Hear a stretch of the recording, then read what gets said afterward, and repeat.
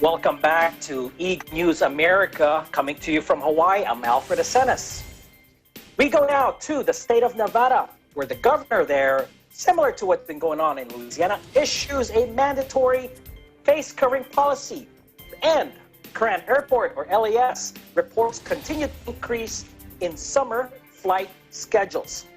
For more, here's our bureau chief in Las Vegas, Anna Cui. Aloha, Anna. Aloha, Alfred, and thank you. According to a recent press conference, Nevada Governor Steve Sisolak issued a mandatory face covering policy for all Nevadans and visitors.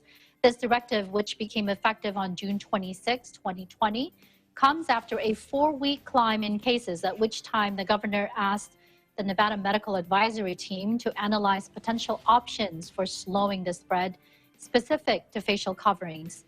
For this requirement, anyone in any public space throughout the state, including visitors, will need to wear a mask.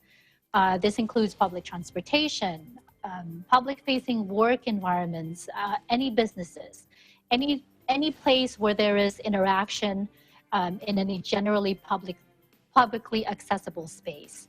In this press conference, Governor Sisolak stated that Nevada continues to remain in phase 2 of the Roadmap to Recovery Plan, allowing the medical, public health, and emergency response teams to evaluate and analyze new trends, including what is now a 4-week upward trend of new daily cases. He further stated that they are still watching the continued increase in the confirmed and suspected COVID-19 hospitalizations as well. Recently, that number reached 439 cases in Nevada, and this is according to this press conference a few days ago. Patients requiring ICU beds and ventilators continues to hold steady. The Nevada Hospital Association is regularly evaluating the effects of COVID-19 on staffing, PPE supplies, and bed capacity. At this point, the Hospital Association continues to remain confident they can serve the needs of all Nevadans. Sisolak further stated that due to the data and time needed for evaluation of contact tracing and impacts of this new face covering directive, any discussion of entering phase 3 will be tabled for now. He gave a reminder that every Nevadans have to work together to stay safe and for us to stay open. He says, no shirt, no shoes, no mask, no service. According to the COVID tracking project, the number of hospitalizations related to COVID-19 cases as of today, June 28, 2020, has actually reached 511. In addition, the positivity rate for the state of Nevada is reported at 6.4%, which is up 1% compared to just 1 week ago. Governor Sisolak posted on Facebook, and I quote, "Sadly, today marks the 500th loss of life in Nevada due to COVID-19.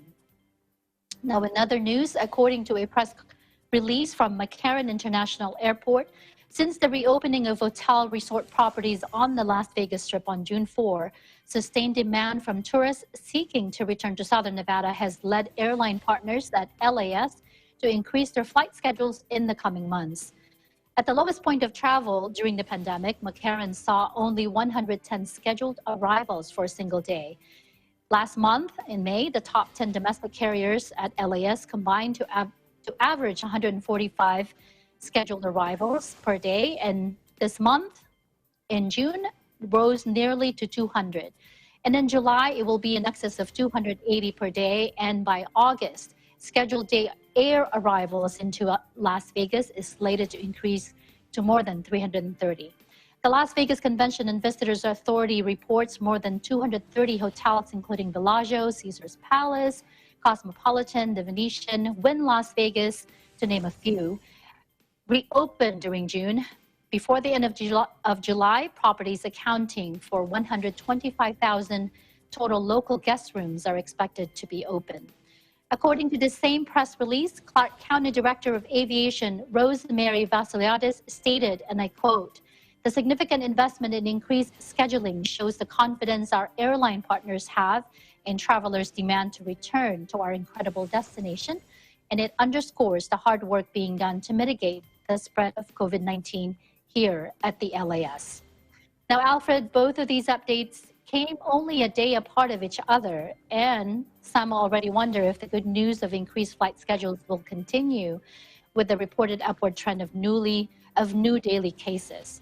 I will definitely continue to give updates here at Eagle News. In Las Vegas, Anna Cui, Eagle News, we live in interesting times. Back to you, Alfred. Thanks much, mahalo, Anna, and of course, being Hawaii's ninth island, so many of us here are asking, hey, what's the latest there on the strip there in Vegas from what you've gathered and what you've observed? It's pretty scary, actually. I mean, it's good for the economy because you just see, I mean, compared to like, you know, when the pandemic started, when the shutdown started, it was ghost town. And just today and yesterday, lots of people out on the strip. Actually, last night we were out. It just looked like a regular summer day. And on a positive note, though, because of the mandate that Governor Sisolak recently issued, you know, more people are wearing masks that we saw. We were actually invited to a birthday party 2 days ago at Caesar's Palace, and the parking lot was full. We had to actually drive around a few times to find a spot. It took us, you know, probably, I would say 10 minutes driving around. So, which is a good sign. At the same time, it's pretty alarming.